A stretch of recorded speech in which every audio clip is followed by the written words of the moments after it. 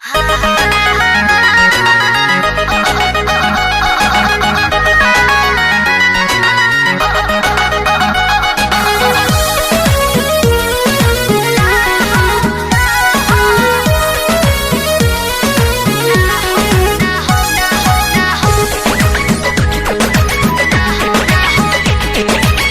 गली मिलने बुलाती हो, चुम्मा में पकम डगराती हो।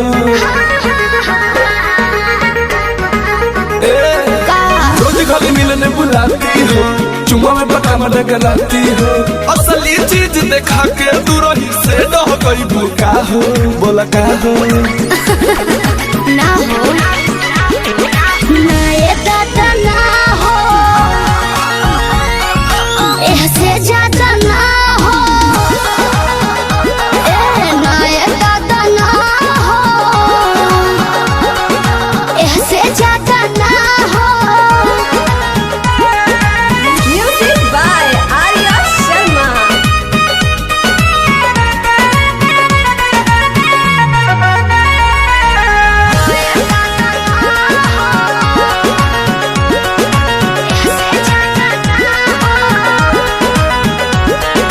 प्यारे यार कोइले बारू तो बनले का बारू डोई। हमारा यस बर्दाश्त करे वाला बड़ू का कोई। बोला तनी ढेर नहीं खा बोला का हो। प्यारे यार कोइले बारू तो बनले का बारू डोई। हमारा यस बर्दाश्त करे वाला बड़ू का कोई। डोरल भरबा बहुते लागल प्रीत के बीच ना बोई।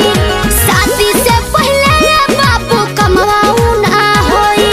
कवना बात के चिंता ये जानू खूल के खूबे खाओ।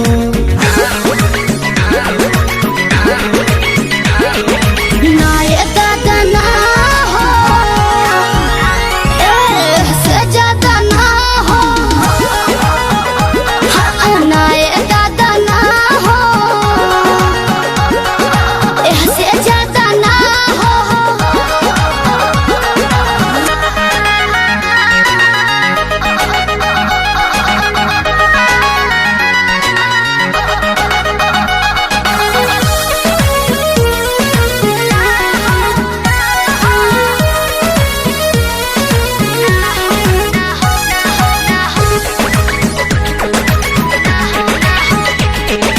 टाइगर मंजी मीत से जानू अब कैसा शर्माना। लव मैरिज करके जब तुझको मेरे घर है आना। अपन को तेरे घर नहीं आना है, समझा क्या सच्ची।